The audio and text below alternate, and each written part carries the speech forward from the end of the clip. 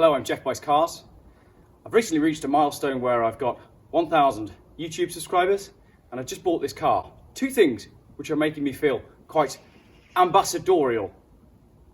So I'm going to explain to you why I'm feeling ambassadorial and what this car has got to do with this briefcase, this typewriter and this tie, what I just bought from a charity shop.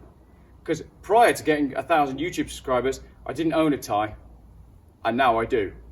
YouTube ambassador, Geoff Buys Cars. Let's go.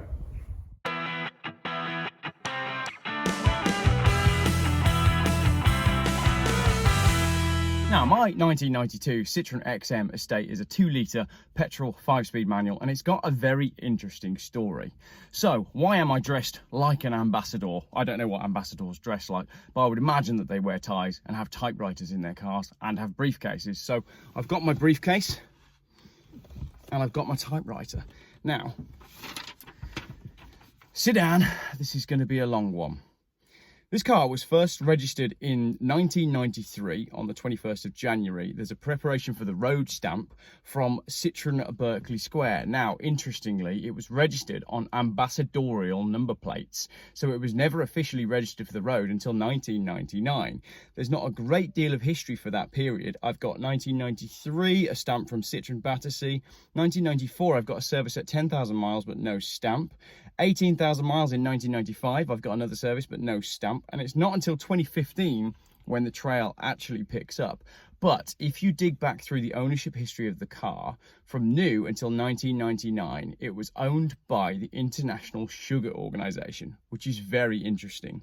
It was then transferred into private ownership in 1999, but for just about 3 weeks before it was purchased by the chap who essentially I had it from via a Citroen specialist. Now, that Citroen specialist has looked after it since 2015, and the bills are impressive. I've got £5,000 spent on this car since 2015, including every year a cheque for the MOT. Now, the Citroen specialist was in Burnley, and the chap that owned this car lived in Weymouth. So he would drive from Weymouth up to Burnley every year to have the car checked over, and every year the car would basically have the suspension rebuilt, which is why it all works so well today. So 2015, check for MOT, make near side front brake pipe, remove near side front. The list goes on and on. Fit new pipe, wash area, down supply, 3 suspension spheres, drain gearbox and refill, clean LHM filters and tank assembly, 3 litres of LHM fluid, remove pressure relief valve assembly, and clean the locking ball bearing and refit, and fit new front suspension sphere after road test. Suspension felt like a Bronco. Remove the rear wheel suspension spheres, drill out the feed hole a little larger, and the car now rides great. And fit new wiper blades, £553. The next year, check for MOT, supply a scuttle panel, cure a leak, fit a steering valve block, fit LHM pipe seals, top up the fluid level, bleed the system, supply and fit new accumulator sphere. The next year, check for MOT, supply and fit 2 new suspension spheres, new dip beam relay. Then we're into 2017, check for the MOT, supply and fit 2 new suspension rods, sort LHM fluid leak again from the offside front suspension, reconnect the return pipe, strip down the offside rear suspension, remove the old bearing assembly and refit a new one, supply and fit an exhaust back box and tailpipe including a clamp, remove old cat and lambda and supply new, strip down offside front door access door mirror, fit a second-hand assembly, make the door switches work and make good, remove dash to fix speedo, remove and refit front suspension spheres, top up engine oil, drain and change oil and filter, new front pads, new HT leads, free the locked radio and reset code, and oil spray the chassis floor and hydraulic pipe, supply and fit new ignition module to cure slight misfire, and reposition the sunroof cover. Note that it needs cleaning. 2018, check for MOT, cure brake problem, fit near side front brake caliper assembly, supply and fit steering rack boot kit, refit offside front mirror door glass. 2018, new front pads and cure LHM leak and a new brake pipe.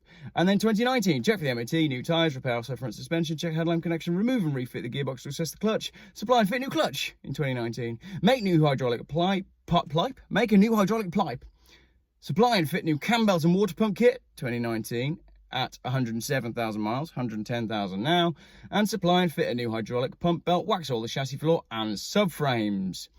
19th of November 2020, by the way, that was £1,000. 19th of November 2020, check for the MOT, remove and refit headlamps and make good, remove exhaust manifold and re-weld the cracks, refit the gaskets, fit new door mirror, strip down tailgate assembly and supply new struts, supply new central locking kit, clean all LHM filters and re-bleed suspension. what a cow to pressurise. Top levels under bonnet and fit new wiper blades. That was the 19th of November 2020 at a total spend of £1,085. So there we go. My diplomatic Citroen XM Estate is a very well cared for car, which is essentially 2 owners from new, and I bought it from Savoy Classics. I think that's what they're called. I might have got the name wrong now.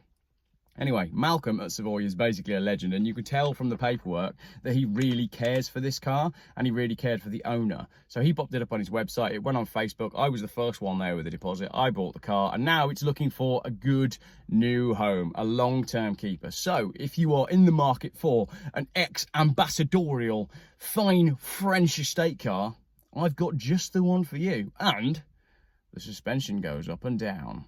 So there we go, that is my Citroen XM Estate.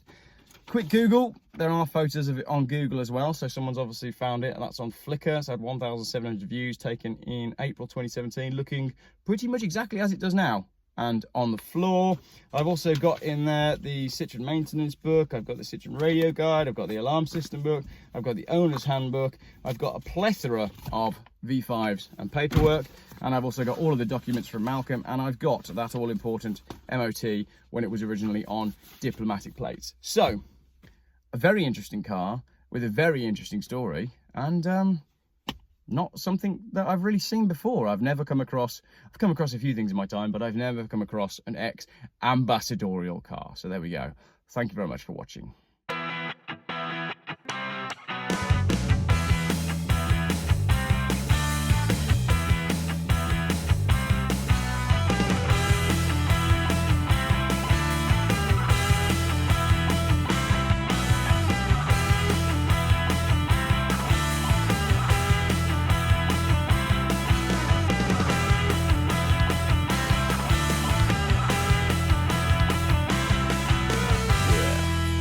Buys Cars. YouTube's most boring car channel.